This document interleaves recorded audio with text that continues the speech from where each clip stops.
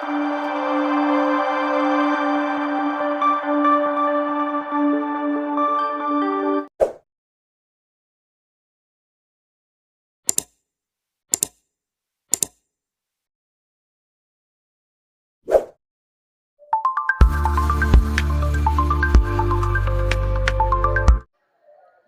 நாவல் பெருமையோடு வழங்கும் புத்தம் புது நாவல் வானில் பறந்த ஒற்றை பறவையவள். தினமும் ஒரு அத்தியாயம் வீதம் பதிவிடக்கூடிய இந்த நாவலில் இன்று நாம் கேட்க போகிறது நாவலோட 20வது அத்தியாயம். நாவலை முழுசாக கேளுங்க. நாவல் பற்றிய உங்களுடைய கருத்தை மறக்காமல் எனக்கு கமெண்டில் சொல்லுங்கள். நாவல் பிடிச்சிருந்தா லைக் பண்ணுங்கள், உங்களுக்கு தெரிஞ்சவங்களோட ஷேர் பண்ணுங்கள். வாங்க நாவலுக்குள்ளால போகலாம். இது வானில் பறந்த ஒற்றை பறவையவள் முழு நாவல், அத்தியாயம் 20. குட்டிங்களா டாக்டர்? பெரிய டாக்டர் வரதராஜனின் முன் வந்து நின்றாள் கல்பனா. உடல் மெலிந்து சோர்ந்து கண்கள் குழி விழுந்து வினோதமாக வந்து தன் முன் நின்ற கல்பனாவை ஆழமாக பார்த்தார் வரதராஜன். உனக்கு என்னாச்சு என்றவரை நிமிர்ந்து பார்த்து பேச திராணியின்றி தலை கவிழ்ந்தவாறே, ஒன்றும் இல்லை டாக்டர் என்றாள் தன் வலி கொஞ்சமும் வெளிக்காட்டாமல். ஏண்டையே போய் சொல்கிறான் பாத்தியா என்றவருக்கு எந்த மறுமொழியும் கொடுக்காமல் மௌனத்தை பரிசாக்கி நின்றவளை கூர்ந்து பார்த்த டாக்டர் வரதராஜன், 15 வருஷத்துக்கு மேலே உன்னை பார்க்குறேன். நீ லண்டன் வந்த மறுநாளே நாம் சந்திச்சாச்சு. பல நாள் உன் முகத்திரையை மறைச்சிக்கிட்டு தான் என் கூட பேசினா. அப்புறமா என்னவோ என் மேலே நம்பிக்கை வந்து என்னை உன் கூட பிறந்த சகோதரனாக நினச்சி பல ரகசியத்தை சொன்னா. அப்போ இருந்து இப்போ வர என் பேச்சை நீ தட்டுனதே இல்லை. உன் முக மாறுதலை பார்த்தே உன் உள்ளத்தை படிச்சிடுவேன். அப்படிப்பட்ட என்கிட்டயே பொய் சொல்கிறியே, இது நியாயமா என்றவரின் கேள்விக்கு பதிலளிக்க முடியாமல் அப்படியே நொந்து போய் நெளிந்து கொண்டு நின்றவளிடம், சொல்லு, எதுக்கு இந்த லீவு? அது ஆஃபீஸ் ஒர்க்கு. அவள் முடிக்க முடியாமல் திணற, அதை உன் மகள்கிட்ட சொல்லு, என்கிட்ட உண்மையை சொல்லு என்றவரை ஒருமுறை நிமிர்ந்து பார்த்தவள் கண்கள் சட்டென கலங்கிவிட, அவர் முன் தான் அழுதுவிடக்கூடாது என மறுபடியும் தலை கவிழ்ந்து கொண்டவள் அமைதியாக நின்றுவிட, அவளை ஒருமுறை மௌனமாக பார்த்தவர், உனக்கு புஷ்பாவை தெரியுமா என நேரடியாக கேட்டுவிட, டாக்டர் என அதிர்ந்து போய் கேட்டவள் அவரை நிமிர்ந்து விழிவிரிய பார்த்தாள். அவர் கண்ணில் தனக்கு எல்லாம் தெரியும் என்பது போல் இருக்க தவித்து போனவளிடம், அவங்களுக்கு உன் பிரச்சனை தெரியுமா? அடுத்த கேள்வியை அவர் கேட்க இதற்கு மேல் அமைதியாக இருப்பது சரியில்லை என உணர்ந்தவள், என்றாள். அதான் ஓடி ஒளிறியா என்ற அவரின் அடுத்த கேள்விக்கு அடிபட்டவள் விக்கித்து போய் நின்றுவிட, அவங்க இந்த ஹாஸ்பிட்டலுக்குள்ளே நுழைஞ்சதுமே உன்னை பார்த்தேன். உன் முகமே மாற ஆரம்பிச்சு. அடுத்து நான் பேசின எதுவும் உன் கவனத்துக்கே வராதது போல் தப்பும் தவறுமா செய்ய ஆரம்பித்தா. அப்போவே புரிஞ்சு போச்சு. அதனால தான் நீ லீவு கேட்டதும் ஒரு மறுப்பும் சொல்லாமல் உடனே லீவு கொடுத்தேன். 2 நாள் எடுத்துகிட்டு நார்மலாகி திரும்ப வருவான்னு பார்த்தா இப்படி 10 நாளாக முடங்கி போய் கிடக்கிறா. அது டாக்டர் என்றவள் அடுத்த வார்த்தை தொண்டைக்குழியிலிருந்து வெளிவராமல் தவிக்க, அவள் திணறலை உணர்ந்த வரதராஜன், நீ என்ன தப்பு பண்ணா? நீ யாரை பார்த்து பயந்து மறைஞ்சு வாழணும்? ஏதோ ஒரு காட்டு மிராண்டி செய்த தப்புக்கு நீ எதுக்கு ஒன்று வருத்திக்கணும்?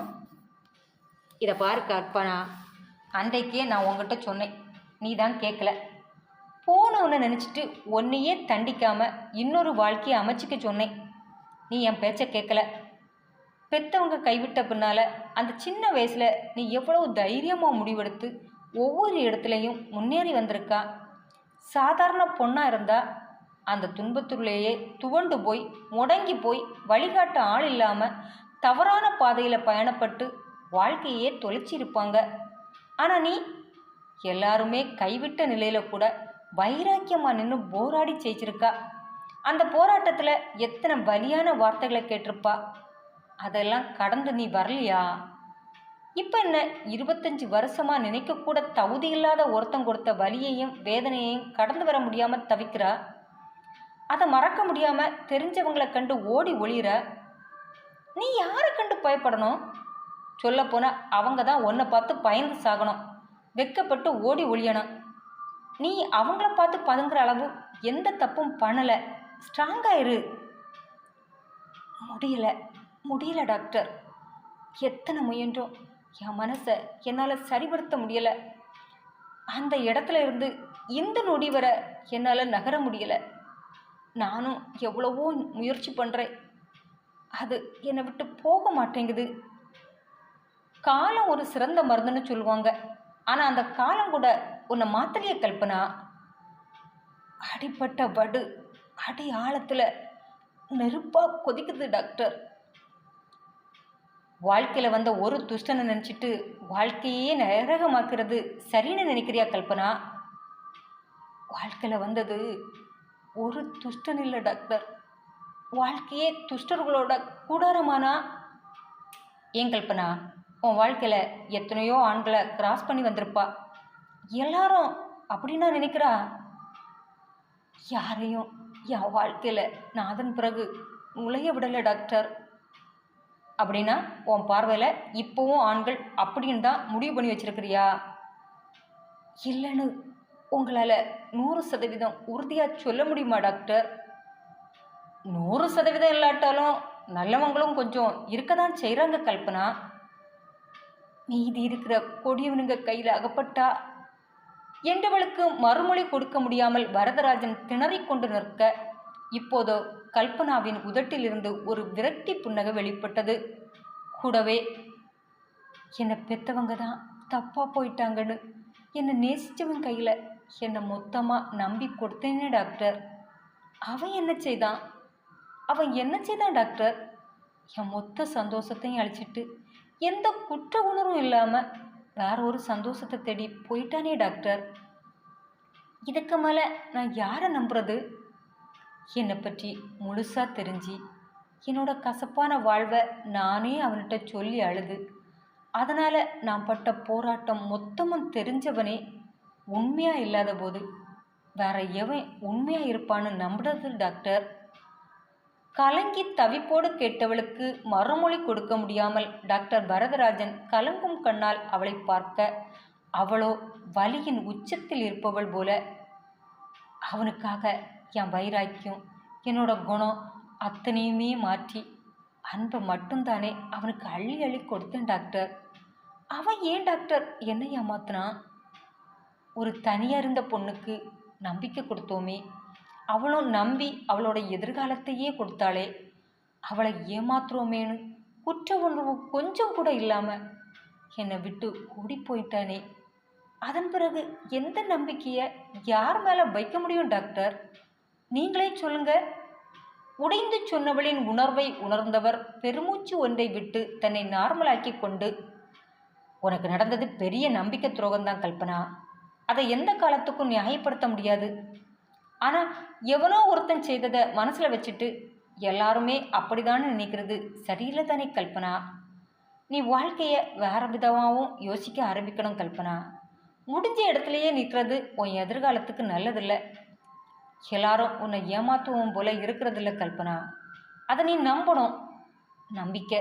நம்பிக்கை தானே வாழ்க்கை கல்பனா என்றதும் லேசாக சிரித்தவள், இந்த இந்த நம்பிக்கைக்குள்ளதானே என் வாழ்க்கையே நாசமாக போச்சு டாக்டர் என்ற நொடி அவள் கண்கள் சட்டென இரு துளிகளை கன்னத்தில் சிந்த அடுத்த மொழி பேச முடியாமல் உதடு துடித்தது. உன்னோட வலி புரியுது கல்பனா. அதுக்காக நீ உன்னையே ஒடுக்கிக்கிறது தான் எனக்கு பிடிக்கல. எவனோ செஞ்ச தப்புக்கு நீ தண்டனை அனுபவிக்க நினைக்கிறா. எவ்வளவு தைரியமான பொண்ணு நீ. உன்னை வேணான்னு ஒதுக்குன மனுஷனை விட்டுட்டு வேற ஒரு வழியில் பயணப்பட ஆரம்பிக்கணும். உன் நம்பிக்கையை ஒருத்தன் உடைச்சிருக்கலாம், ஆனால் அதே நம்பிக்கை தான் உன்னை வாழவும் வைக்குது என்றதும் அவர் வார்த்தையின் உண்மை உறுத்த அமைதியானவள் அப்படியே நிற்க, நீ நாளைக்கு ஹாஸ்பிட்டலுக்கு வா கல்பனா என்றார் வரதராஜன். அதற்கு எந்த மறுமொழியும் கொடுக்காதவளிடம் என்ன பதிலே காணோம். இப்போதும் அவளிடம் ஆழ்ந்த மௌனம். புஷ்பாவோட ஹஸ்பண்டுக்கு ட்ரீட்மெண்ட் முடிஞ்சு நாளைக்கு ஊருக்கு கிளம்புறாங்க. உன்னோட மகள் தான் பல டாக்டர் கைவிரிச்சு அனுப்புன அவங்க புருஷனோட உசுரை மீட்டு கொடுத்துருக்கா. நல்லது, அப்போது நான் கிளம்பவா டாக்டர்? என்ன அவசரம்? கொஞ்சம் உட்காரு, உன்கிட்ட நான் பேசணும் இன்னுமா? ம், நான் இதை கேட்க உன்னை வர சொல்லலை. அப்புறம்? கதிர் கதிர் என்னை தேடி வந்தான் கல்பனா. கதிரா? யார் அது? டாக்டர் கதிர் கல்பனா. என்ன பேச போறேன்னு தெரிஞ்சும் அமைதியாக இருந்தா என்ன அர்த்தம்? அதை பற்றி பேச பிடிக்கலன்னு அர்த்தம்.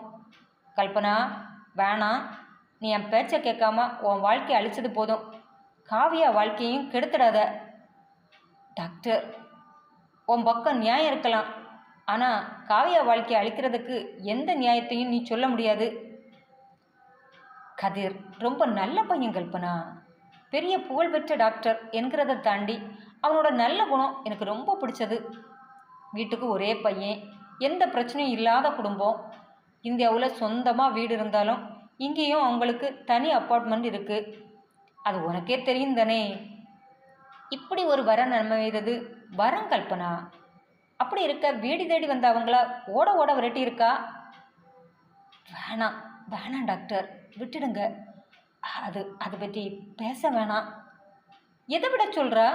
உன் மகளோட வாழ்க்கையா, இல்லை அவளுக்கு கிடைக்க இருக்கிற நல்ல எதிர்காலத்தையா?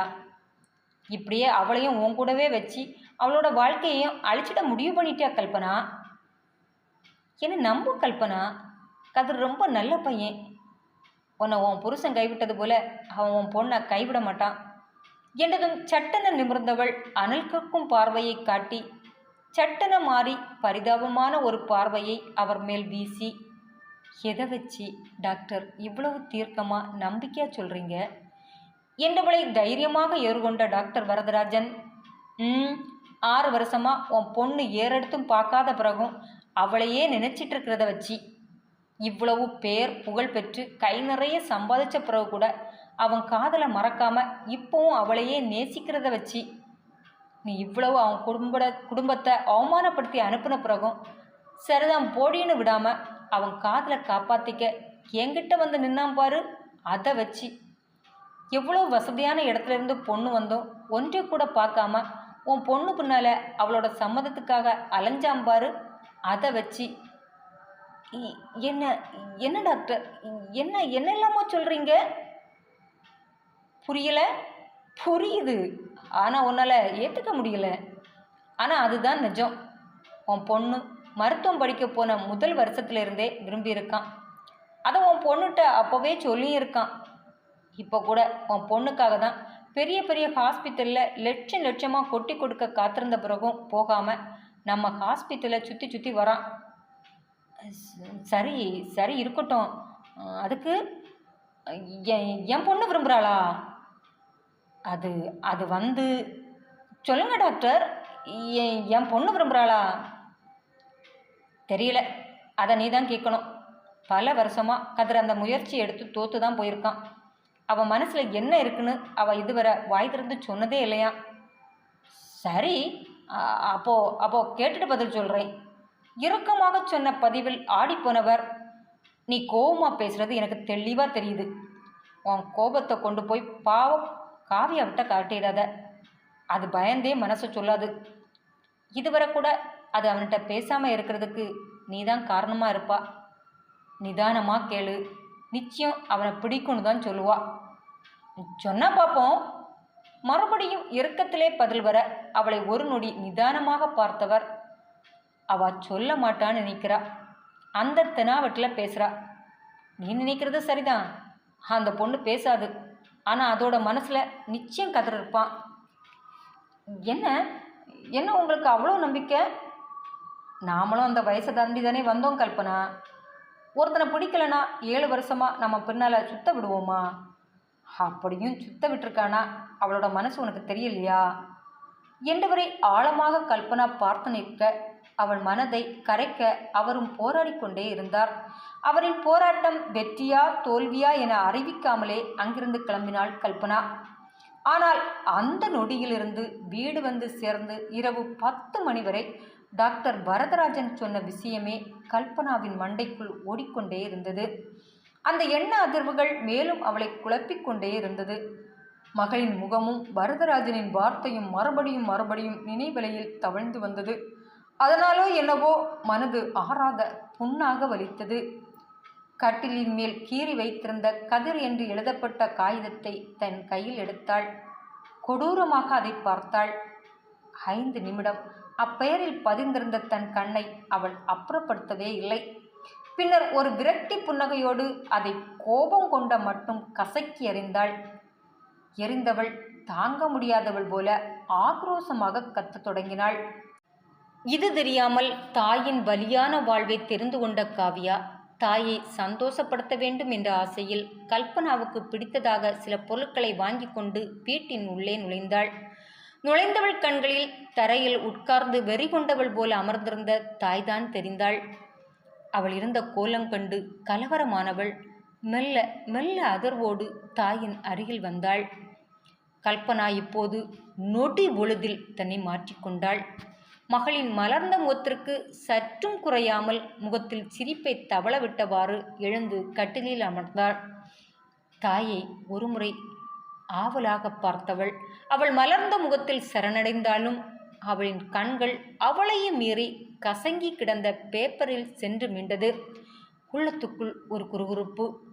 தான் வரும்போது இருந்த தாயின் கோலமும் கசங்கி கிடந்த காகிதமும் காவியாவுக்கு எதையோ உணர்த்த அவளின் எண்ண அலையை காட்டாமல் தாயிடம் கலகலப்பாக பேசத் தொடங்கினாள்.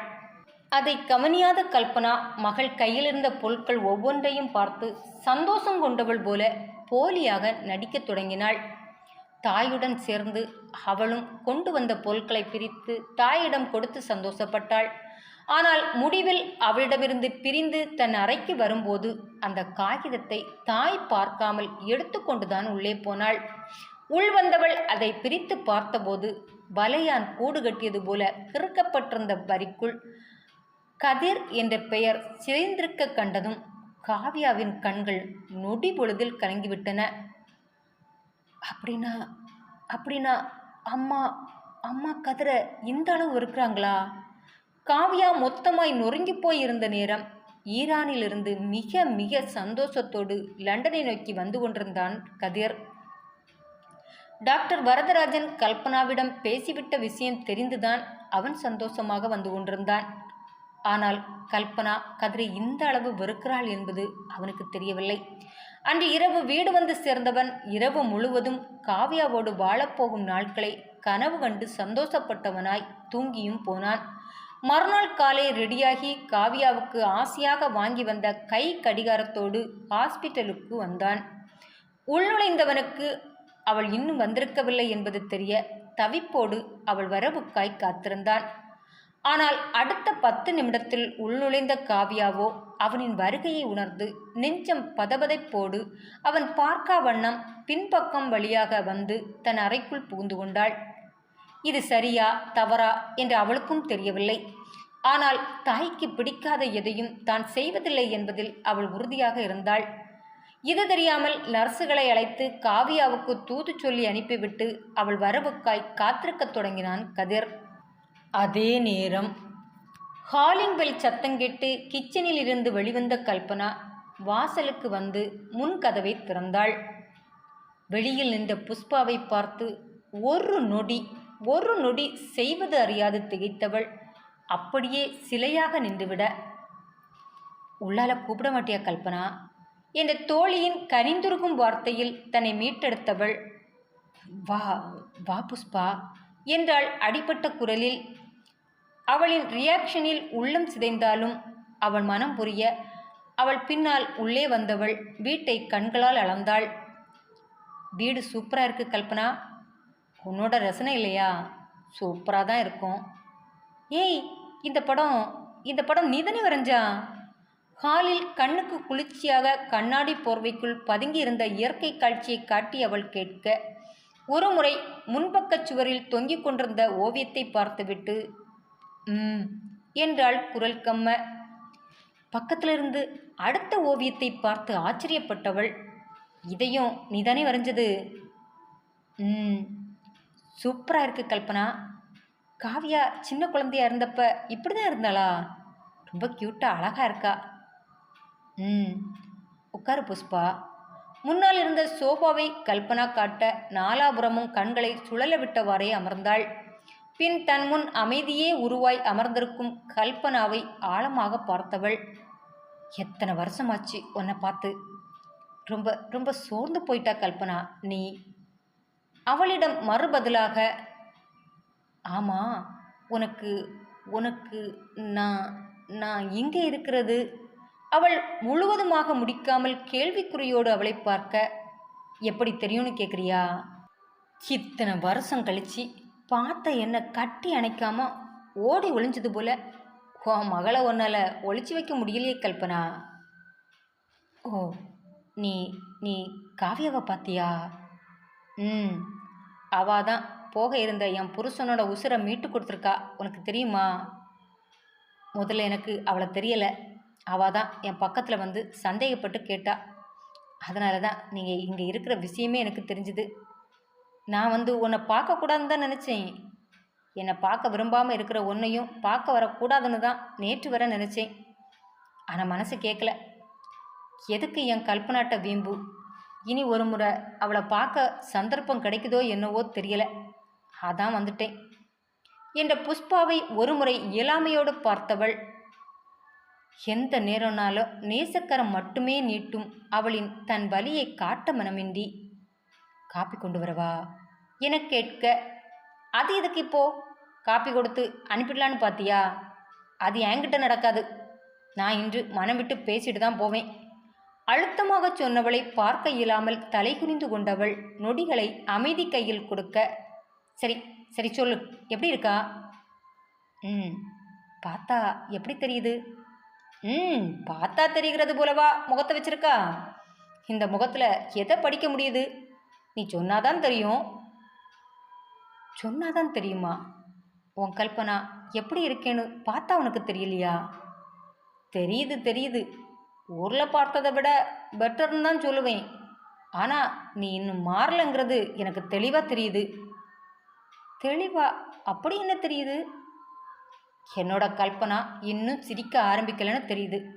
பழைய வலிக்குள்ளே இருந்து முழுசாக வெளியில் வரலன்னு தெரியுது. இல்லையே, நான் நான் எல்லாத்தையும் மறந்து புது வாழ்க்கையை சந்தோஷமாக வாழ்கிறேன். இது மட்டும் நடந்திருந்தா நான் நான் ரொம்ப சந்தோஷப்பட்டிருப்பேன். ஆனால் என்ன பார்த்ததும் எப்போ கண்டுக்காமல் வந்தியோ அப்போவே புரிஞ்சு போச்சு நீ இன்னும் மாறலன்னு. நீ நீ அந்த ஹாஸ்பிட்டலில் தானே வேலை பார்த்தியா?